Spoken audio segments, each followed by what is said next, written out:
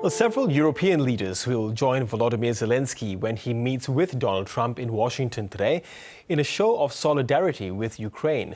The leaders are expected to seek security guarantees for Ukraine in the event of a deal with Russia.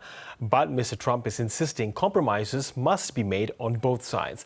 For more on this, I'm joined by global affairs analyst Michael Bociurkiw. Michael, good to have you with us on the program today. Now, before we get to that meeting in Washington, there's been another deadly wave of Russian attacks across Ukraine. What can you tell us about what's been happening on the front lines? Yeah, good to be with you, Girish. Thank you. Well, it's been another very, very violent night in Ukraine, mostly centered on Zaporizhia and further to the north, Kharkiv, and also in the early hours of the night, where I'm usually based, World Port Odessa was struck by quite a big wave of drones. Let's remind everybody, if we even needed to, that Odessa is an integral part of the world global food supply chain.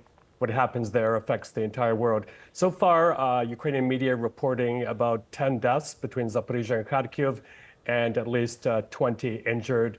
It's feared an entire family was killed in one of those strikes. So I have to ask myself, we should all be asking ourselves, is this the hallmark of a potential partner for peace, Russia, that bombs and kills civilians with impunity? Yes. So on that, we are seeing quite the reinforcements for Zelenskyy in the form of Keir Starmer, Merz, and even the Italian Prime Minister at the White House in a few hours. Is this to ensure, really, to prevent a repeat of that chaotic encounter between Trump and Zelenskyy in the Oval Office? Yes, show of unity, but let's back up a bit and be pretty frank about this. These are very much the same leaders who refused to give Ukraine everything it asked for at the beginning of the war. We have to throw my country, Canada, and Australia into that group of nations as well. It took them a long, long time to give aid to Ukraine. Former Prime Minister Trudeau thought sanctions is going to push Mr. Putin back. I think it only emboldened him. So I think there's a sense of guilt here that they could have made a big, big difference in pushing Russia back. They didn't. And I think alarm bells went off in all of the European capitals, including here in Rome, after it looked like Mr. Trump drank the Russian Kool-Aid over there in Alaska, fell hook, line, and sinker for what Mr. Putin had to offer. And now he's getting ready to deliver what I think is a poison pill to the Ukrainians. So quite a big sense of guilt here driving them. And I also think alarm bells went off too after they saw the circus, we can only call it that, in Alaska. So what has Europe done since, as you say, that they are feeling this sense of guilt that they didn't help Ukraine at the start of the war? Would they be giving those security guarantees even without U.S. backing? Yeah, well, let's also lay the cards on the table here. So Mr. Trump, in his tendency to, I don't want to degrade the office of the president by saying he lies, but he certainly does exaggerate, saying the United States gave $360 billion to Ukraine so far. Actually, it's only half of that. However, credit to the Europeans is that they've stepped up and they've given about double that. We're talking about 60 billion. So that is a huge turnaround. And, also they're prepared to step up even further. They're helping Ukraine develop its own drone production, things like that.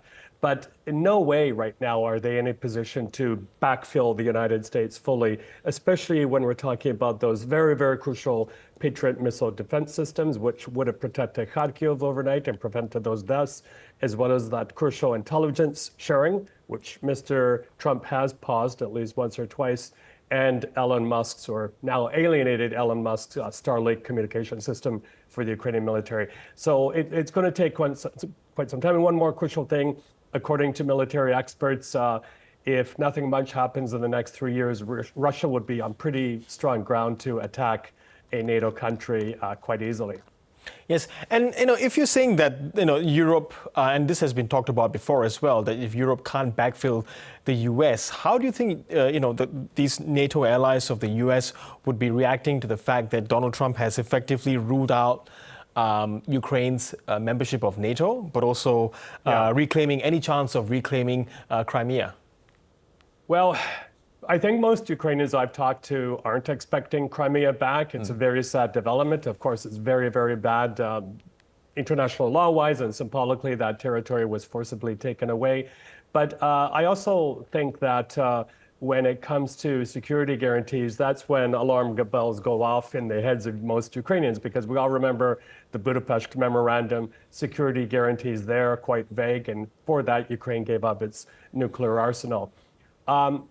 If we're talking about something like an Article 5 NATO guarantee, attack on one is attack on all, well, let's also remind everyone that there have been, let's call them droppings of Ukrainian missiles and drones on NATO territory, on NATO countries bordering Ukraine. And I think I've even commented to you, all we heard from NATO, from Brussels, was a whimper when that happened. So I mentioned this, I think I mentioned it the last night to ABC radio colleagues, is that this creates gray lines for Mr. Putin. This is what dictators with thugs exploit when there are no solid red lines. And that's the position I fear we are in right now. Yes. And in the meantime, speaking of ceding territory, there are reports that and concerns that Donald Trump might ask Zelensky to surrender Donbass to secure some sort of a deal with Russia. Is that something that's conceivable to Ukraine and its European allies? No, it isn't. So let's connect the dots here. Donald Trump drank the Russian Kool-Aid in Alaska, and now he's getting ready to deliver the poison pill to Zelensky. That's exactly what seems to be happening, is that if no Ukrainian president, no Ukrainian leader could ever agree to ceding territory, even if he ceded the territory that Russia is demanding now, that would mean by the flip of or the signing of a pen, 250,000 Ukrainians consigned to Russian occupation, which they described to me as hell on earth. It would also trigger a massive, massive displacement of Ukrainians, not only in Ukraine, to neighboring states as well. So this cannot happen. It's barred by the Ukrainian constitution. And then the other thing, if Mr. Zelensky in a weak moment were to do that, that would trigger massive, massive protests in Ukraine. One more quick anecdote, if I may. On the way here, I stopped in Lviv, as I have many times, and visited the military cemetery there. It's expanded by a lot since I last visited. I raise this is because you can see visually all the blood that has been shared, how many men and women have paid the ultimate cost for defending Ukraine. There's no way Ukrainian families are going to let land be traded worthlessly in exchange for all of that blood that has been spilled. So it's a very, very difficult set of circumstances right now. Yes, another reminder, this is such a deadly conflict. Yes. Michael, there's this draft plan that was mentioned by Macron that envisions an allied force well inside Ukraine's, well away from the front lines of the war with Russia. What sort of possibility is there of that happening? Well, let me go back to 2014, 2015, when I was spokesperson for the OSCE monitoring mission in Ukraine. That was our job, to monitor, verify, report. And almost every step of the way, the Russians tried to manipulate us. They tried to block us. We actually had, Girish, a small monitoring mission on the Russian side of the border.